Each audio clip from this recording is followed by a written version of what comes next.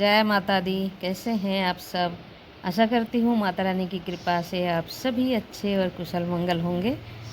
तो आज है गणेश चतुर्थी। तो सभी अपने अपने हिसाब से भगवान गणेश को भोग लगा रहे हैं, क्योंकि भगवान गणेश हमारे प्रथम पूज्य देवता है, प्रथम पूज्य देव है। तो उन्हीं को मनाने में लगे हैं सभी अपने अपने हिसाब से। तो मैं भी पीछे कैसे रहती, मैं भी अपने हिसाब से मेरे को जो आती है मैंने भी वही बनाई है और गणेश को भोग लगाऊंगी उसी से ही।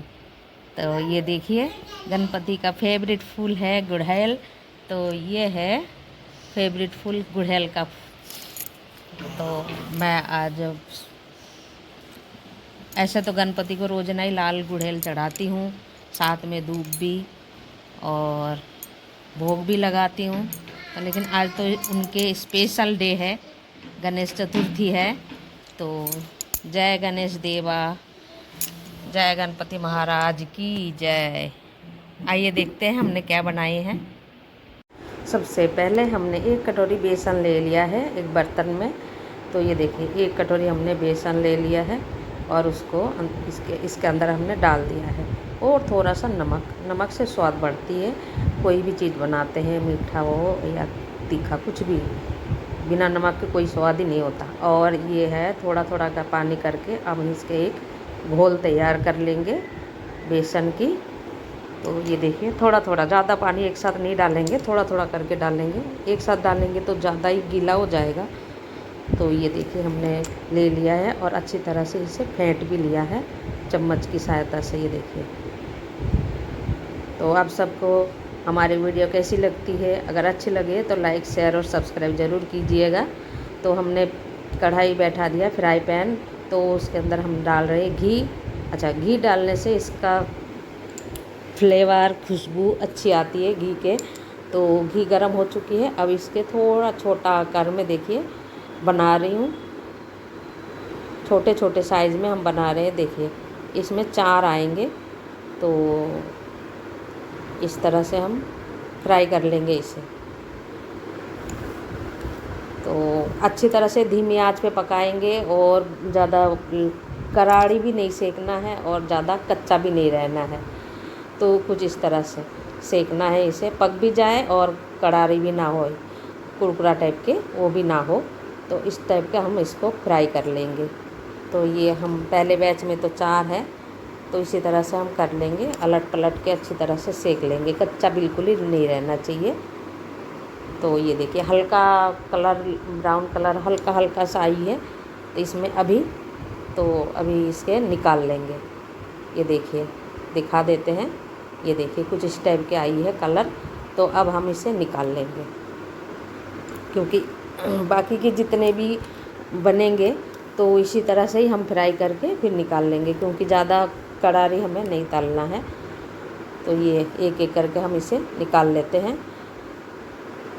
तो अगर हम घर में भी कोई भी देवी देवता हो, भगवान हो, किसी के लिए भी हम बनाते हैं घर में, तो वो चीज़ है ना शुद्ध बनती है।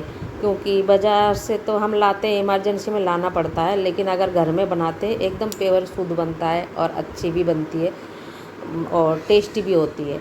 तो मीठा अब हम जितना खाना चाहे हम उतना डाल सकते हैं, बाज़ार वाला तो अपने हिसाब से मीठा डाल देते हैं। तो ये देखिए, हमने सारा फ्राई कर लिया है, बेसन के चीले टाइप के बनाए हैं छोटे छोटे से। तो ये इसको टुकड़े कर, ठंडा होने के बाद तो छोटे छोटे टुकड़े हमने कर लिए हैं। अब इसे मिक्सर में डाल के एकदम वो चूरमा टाइप के हम बना लेंगे। तो ये है, हमने फिर से पैन बैठा दिया है और उसमें थोड़ा सा घी लेके जितने भी ड्राई फ्रूट थे मेरे पास उन सबको इसी तरह घी में फ्राई कर लेंगे। तो ये फ्राई करने से भी इसका टेस्ट अलग आता है। तो ये देखिए, हमने शुरू कर दिया है और इसके अंदर ये मगज भी डाल रहे हैं। ये थोड़ा सा मगज डाल दिया है, अब थोड़ा सा किशमिश भी डाल देंगे। तो किशमिश थोड़ा सा बड़े साइज़ के थे, 1-1 इंच के लंबे थे, तो इसीलिए हमने इसके कटिंग करके छोटा कर लिया है। तो छोटा करके अब इस तरह से हमने फ्राई कर लिया है। अब हमने 1 कटोरी बेसन लिया था तो आधी कटोरी चीनी लिया है और थोड़ा सा हम पानी डालेंगे और इसको एक चिपचिपा सा चाशनी बना लेंगे। एक तार 2 तार की चाशनी नहीं बनाएंगे, एक चिपचिपा सा चाशनी बन जाए, हमें इतना ही चाहिए। तो ये देखिए हम बना तो रहे हैं, ये देखिए बस तैयार होने वाले हैं। ये देखिए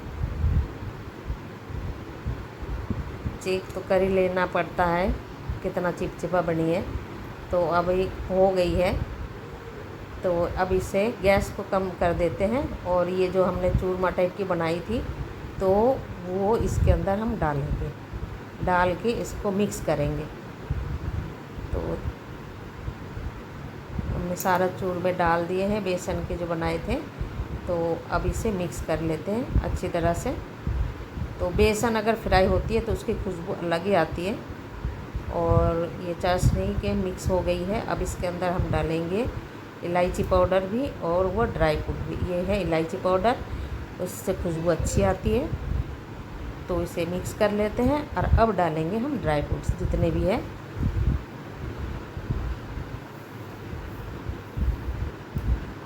ये हमने डाल लिया है।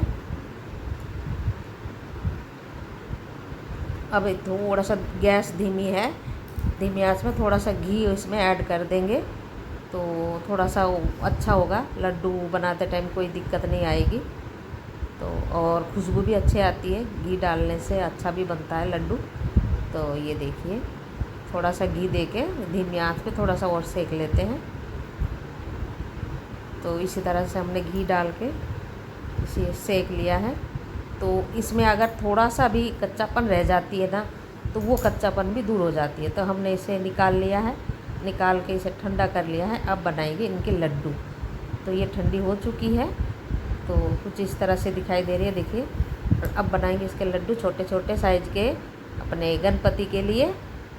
तो बहुत ही सुंदर और बहुत ही प्यारा देखिए लड्डू तैयार हो गए हैं हाथ में। आप अपने हिसाब से लड्डू बनाइएगा, मैं अपने हिसाब से बना रही हूँ। ये देखिए गन्नों के लिए लड्डू हमने बना लिया है एक। अब दूसरा भी देखिए कुछ इस तरह से ड्राई फ्रूट से बनाएंगे। तो ये बन गई है हमारे लड्डू दूसरा भी। तो इसी तरह से जितने भी लड्डू बनेंगे 8-10, तो ये सारे इसी तरह से हम बना लेंगे। तो ये देखिए हमने और आज हम इसी लड्डुओं से लगाएंगे गणपति बप्पा को भोग। तो देखिए कितने सुंदर और कितने प्यारे दिख रहे हैं ना लड्डू। तो आप भी इसी तरह से बनाइए और गणपति को